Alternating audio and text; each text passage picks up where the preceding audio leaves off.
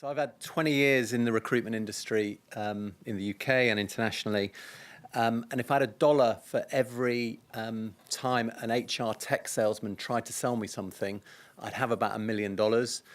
Equally, the companies I've worked for would have been bankrupted on spending that. So it's not that tech salesmen are bad people. Often they're not, but they just don't understand the operating of your business and really the bottom line. What we're interested in HR and in recruitment is, can I get that verified by the FD, right? If I can't, it doesn't work, guys, right? So my little joke about HR tech salesmen, how many HR tech salesmen does it take to change a light bulb? None. You need to upgrade your browser to a different version. So really, I'm concerned with how does the AI automation make things easier, number one, but really it's about engagement. So candidate engagement, recruiter engagement is the key for us. Because real disruption doesn't happen very often. Bill in the other room was talking about, we're in an age of, massive technological change and disruption in our personal lives, in work lives, but really, has recruitment been disrupted much, in the last 20 years? A little bit, actually, especially from an in-house perspective. And it's not fashionable to say this, but the AETS did a really big job of disrupting that kind of ability for us as in-house operators to have a place at the table. And it was partly about workflow, partly about speed, but it was about data. Okay, the ability to report back into the HR director or business unit director gave us a seat at that table. It was something that agencies could never give. Equally, LinkedIn and job boards did a very similar thing over the last 12 years, right? Even though we like to moan about LinkedIn and that element of social media, they disrupted it massively for us in-house, even though we don't like their evangelical American kind of little party going on there. But it did change the landscape. And again, it was an evolution of the job board, which, 10 years previously allowed us very speedy access to either search candidates online or post jobs quickly without the kind of, without newspapers, which, if anyone remembers them. And it's given us flexibility and ultimately options and choice, okay? So all of these tools, however, they do rely on a heavy manual intervention. You still need reams of, not reams, but people time to search, write Boolean searches, get clever at that, to find the purple unicorn, as it were. So the candidate, we've got dedicated sources now in all sorts of in-house guises, but it is manual, and there's a limit to the capacity that they can actually, the work they can do. Equally, in our ATSs, there is reams and reams of data and people that the ATSs haven't made it really easy to get at. Some of the newer versions are, but there is thousands, hundreds of thousands on our database, which we've had for 8, 9 years, and actually accessing some of those candidates that applied 7, 8, 9 years ago is doable, but it's difficult. Okay, and really, what's that robbing us of is time. That's our weapon, and that is where our inability is to get rid of what I call the vultures. And what I mean by vultures, headhunters. Still, in-house teams are plagued with the CEO or the CFO saying, "Oh, well, actually, I know you're quite good, but I need to go to search firm who are going to charge an arm and a leg," who actually prey on the fact that it's our time and ability to take care of either the senior stakeholder or the senior candidates in that process. And they package that up as something really special and amazing. Hasn't shifted for years, that service, right? That hasn't been disrupted, and that's one, and they make great margins out of it. And in-house teams suffer, they steal our time. We are robbed. Now, and probably in our databases, there are thousands of candidates who've grown up, right? And they're in there, and we could find them, could we? But we just don't have the capacity. So the vultures keep preying, right? And that is probably one of the missing links of, certainly in industries like mine and Sam's, where we are very low margin, very low budgets. I don't have hundreds of thousands of dollars to spend on recruitment marketing. We beg, steal, and borrow it.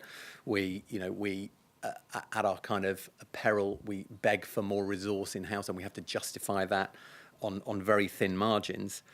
And then the light bulb. So I bumped into someone probably about 9 months ago now, and they said, look, a bit of HR tech. Now, I'm not a skeptic, but again, a healthy skepticism of all tech is a good thing, right?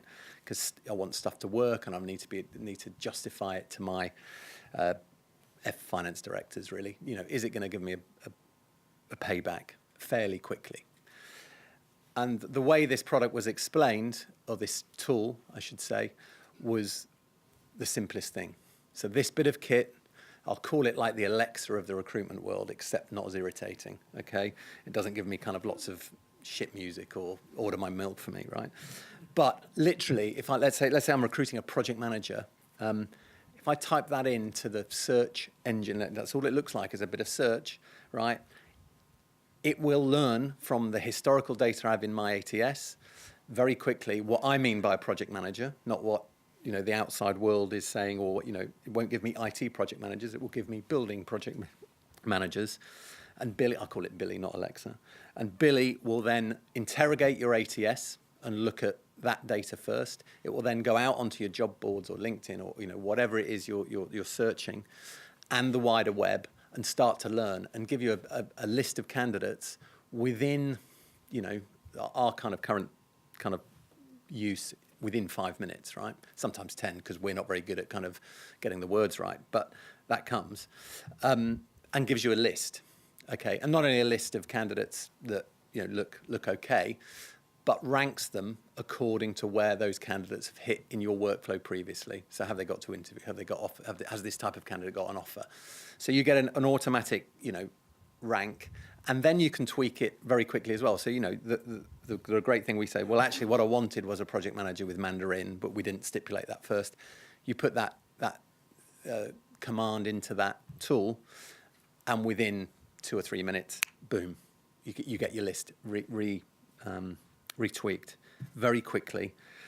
Now, kind of the whole point of the talk, and the reason I didn't want to do slides was because this is about engagement, people-to-people engagement. And why did I say AI, robotics, and we hear about it's going to lead to job losses, or our jobs are going to change beyond belief. What this does for our not just the candidates but the recruiters, it gives them a chance to engage on a human level very quickly. So within minutes, I've got those CVs. I've trawled up those CVs. I can call them. My recruiters can call them within seconds and engage them very quickly. Now, we trialed this with someone with an IT role, a senior IT role, and the guy said, well, how did you find me? Good question from a candidate. What's going on? I said to him, it's a kind of a robot or whatever. I don't know what it is, right? But it's a great piece of kit. And he's going, that is amazing, right? So we are now teaching those sources and recruiters.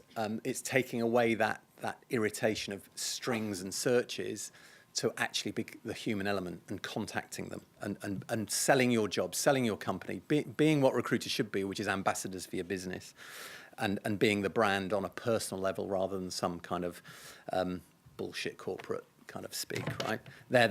We want a human interaction. And that's kind of, I think, why we're in this game, right? As recruiters, we want to make those connections and the bonds and make difference to people's lives. So I bring this back to what would I say to my FD. So already, we've only trialled it with a handful of roles at a fairly senior level. So number one, time to interview. So these roles we've been trialling them on are kind of 150K roles, senior transformation roles or director roles in the business. Time to not even shortlist, time to interview for one of these roles was 10 days. That was held up by us because we can get the diary slots, right? Money saving. We've saved already probably £50,000 to £60,000 in search fees on 2 roles. Okay, without that much effort. The only effort that goes in is the quality of that conversation with the recruiter, able to hook that candidate in and get them to be interested in a company. As far as we're concerned, we're in some distress at the moment as well. So, we need that human connection to get people there. And for the recruiters, it's changed their jobs for the good, right? They are now proper, business partner recruiters. They're making connections with senior candidates and doing the things that I joined the game for, which is to make a human connection with candidates and make our company better. Thank you.